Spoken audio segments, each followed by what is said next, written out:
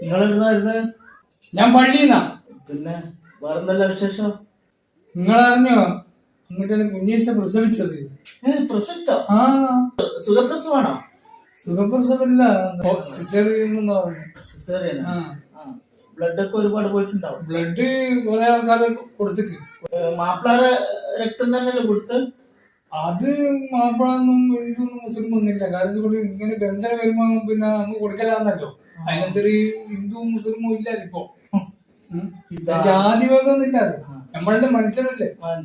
പിന്നെന്ത് ജാതിവാദം നമുക്ക്? ഇതാണ് മനുഷ്യന്മാരുടെ അവസ്ഥ. ബ്ലഡിന് ജാതിമതം ഇല്ല. വേറെ അപകടം പറ്റിയാൽ ജാതിമതം ഇല്ല. ആരാണ് നമ്മളെ കൊണ്ടുപോകുന്നതെന്നൊന്നും അറിയില്ല. നമ്മൾക്കും വീണാൽ ആരാ എടുക്കാന്ന് പറയാൻ പറ്റൂല. എന്നാല് ഒരു നടേശൻ, വെള്ളാപ്പള്ളി നടേശൻ എന്ന് പറഞ്ഞൊരു ചങ്ങാതിന്റെ ഓനോടൊരു ചോദ്യം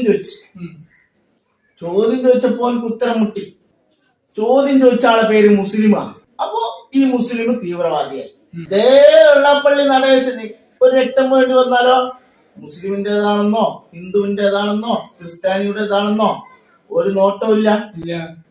മൂപ്പര് രക്തം സ്വീകരിക്കും. അപ്പൊ ഒരു മുസ്ലിമിന്റെ രക്തമാണ് കൊടുക്കുന്നെങ്കിൽ തീവ്രവാദിയുടെ രക്തം എനിക്ക് വേണ്ടാന്ന് പറഞ്ഞിട്ട് വെള്ളാപ്പള്ളി നടേശൻ മരിക്കാൻ തയ്യാറാവുക? നമ്മൾ സമ്മതിക്കൂല. ഇതാണ് മനുഷ്യന്മാരുടെ അവസ്ഥ. മതം എന്നുള്ളത് അടികൂടാനല്ല, മനുഷ്യരുടെ ഉന്നമനത്തിന് വേണ്ടിയാണ്. മതത്തിന്റെ പേരും പറഞ്ഞ് മനുഷ്യർ തമ്മിൽ അടികൂടുകയല്ല വേണ്ടത്.